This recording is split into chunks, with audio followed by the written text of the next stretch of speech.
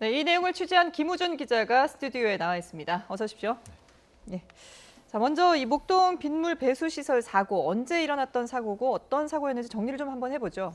네, 사고는 지난달 31일 목동 빗물 배수 시설에서 발생했습니다. 배수 시설은 지하 40m 위치해 있고 쉽게 말해서 큰 터널을 생각하시면 됩니다. 지름 10m에 길이는 3.6km 정도 되는 대형 큰 터널인데요. 양천구는 상습 침수 구역이라 빗물을 가두기 위해서 우리나라 최초로 설치가 된 시설입니다.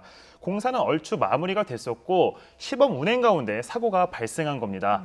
작업자 3명이 대형 터널 안에 있었는데 빗물을 가둬둔 수문이 열렸고 6만 톤의 물이 그대로 작업자들 향해 덮친 겁니다. 네. 여기서 중요 포인트는 수문이 자동으로 열렸다는 겁니다. 하수관에 일정 기준 이상 빗물이 차게 되면 그 하수관과 터널을 연결하는 수문이 자동으로 열리게 되는데요. 열린 수문은 수문 제어실에서 바로 통제는 가능합니다. 하지만 사고 당시 수문 제어실에는 관계자들은 전혀 없었던 거고 예. 결국 수문은 닫지 못하고 빗물은 그대로 작업자들 향해 덮친 겁니다. 이게 수문이 자동으로 열리는 거기 때문에 통제할 수 있는, 제어할 수 있는 어떤 뭐 제어실에 어떤 사람이 상주해 있어야 될 것 같은데 원래 이 제어실의 통제권은 누구한테 있는 겁니까?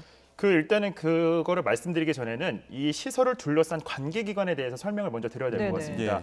관계기관이 3개가 이제 크게 관여가 되어 있는데요. 네. 먼저 처음은 발주처인 서울시가 있습니다. 그리고 이거를 시공을 담당했던 현대건설이 있고, 그리고 이제 운영을 담당하게 될 양천구청이 있습니다. 예. 사고 당시 이제 해당 시설은 완전히 가동을 시작한 건 아니고 어디까지나 시범 운행이었습니다. 아까 앞서 말씀드린 것처럼 한국에 최초로 들어온 시설인 만큼 7월 1일부터 3개월간 시운전 기간이었는데요. 시범 운행 중에 사고가 발생했기 때문에 사고 당시 진행한 언론 브리핑에서는 서로가 책임을 떠미는 모습을 쉽게 볼 수 있었습니다. 예. 특히 시공사인 현대건설 측과 임시 운영을 담당하고 있는 양천구청은 정말 기자들 수십 명 앞에서 내 책임이 아니라고 서로 반박에 재반박을 이어가기도 했었는데요. 그 과정을 유심하게 지켜본 유가족들은 분통을 터뜨리기도 했었습니다. 그러겠네요. 네, 그날의 상황 다시 한번 보시겠습니다. 예. 저희는 이게 수문 개방 어떤 이런 제어에 저희들은 권한이 없습니다. 권한이 없고 가긴 갔으나 패스워드 이런 것들이 다 걸려 있기 때문에 저희가 어떻게 할 수 있는 방법은 없습니다.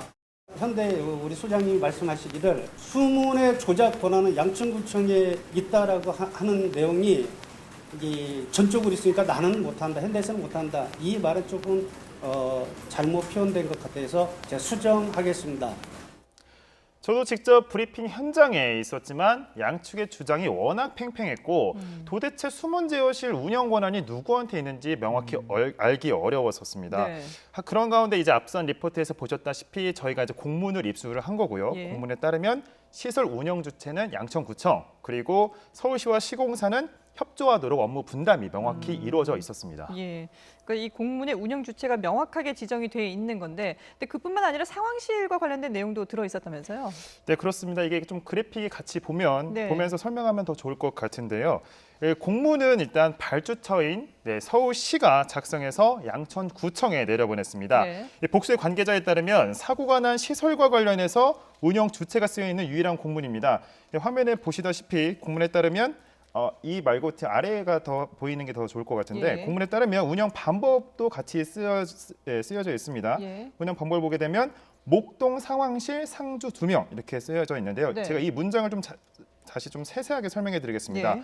목동 상황실은 이제 그 빗물 배수 시설 상황실을 의미를 하는 거고 예. 상황실에 아까 말씀드린 수문을 직접 조작할 수 있는 수문 제어실이 포함되어 있습니다.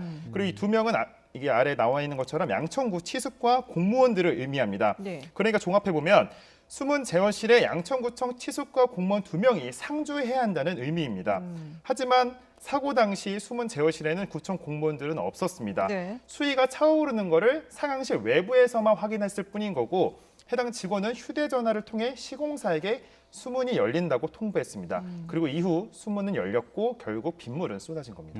그러니까 언제든 자동으로 열리는 수문이기 때문에 언제든 누군가는 통제할 수 있어야 되는데 이게 지금 목동 상황센터에 지금 아무도 없었다는 거거든요. 구청 해명은 뭐라고 하던가요? 네, 구청의 해명은 굉장히 또 간단합니다. 쉽게 말해서 서울시가 작성한 공문에 있는 그 상주의 의미가 24시간 비상 대기가 아니라 자신들은 아. 그냥 근무 시간만 이제 의미를 했다라는 겁니다. 예. 쉽게 말해서 상주라는 거는 평상시 공무원의 일과 근무 시간인 오전 9시부터 오후 6시를 의미했다는 겁니다. 네. 그렇기 때문에 자신들은 공문에 나온 것처럼 제대로 일을 한 거고 일과 시간에 근무했기 때문에 위반 사항은 전혀 없다는 겁니다. 한마디로 잘못한 부분이 전혀 없다고 해명을 한 겁니다. 사고는 아침 7시 이후에 났으니까요. 네, 그렇습니다. 예. 그래서 오늘 또 관련 보도가 이제 저희가 계속 나가지 않았습니까? 네네. 그때 이후에는 직접 저한테 해명 자료까지 보내면서 뭐 이제 해명도 굉장히 억울하다는 입장을 계속 표시를 했었는데요.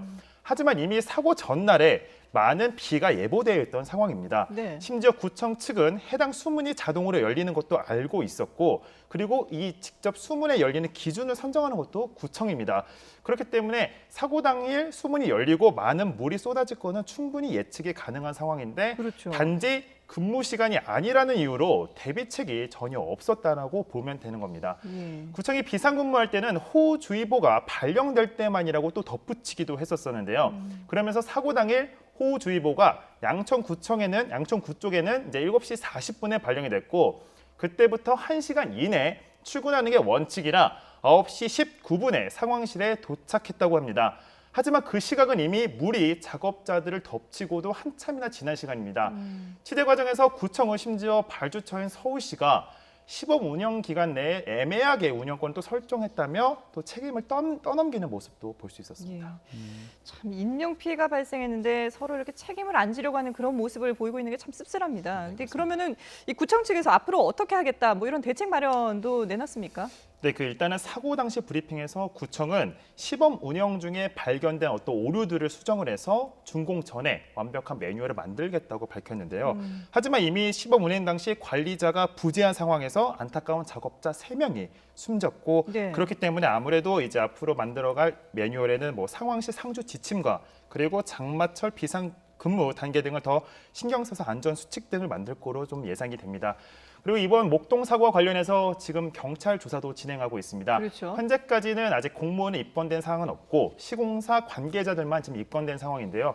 경찰은 업무 과실이 좀 혐의가 드러나는 대로 공무원들도 입건 방침을 여부를 결정한다고 합니다. 예. 뭐 비가 근무 시간에만 오는 게 또 아니기 때문에 그렇죠. 비상 대응 체계를 좀 명확히 해야 될 것 같습니다. 지금까지 김우준 기자와 함께 이야기 나눴습니다. 잘 들었습니다. 감사합니다.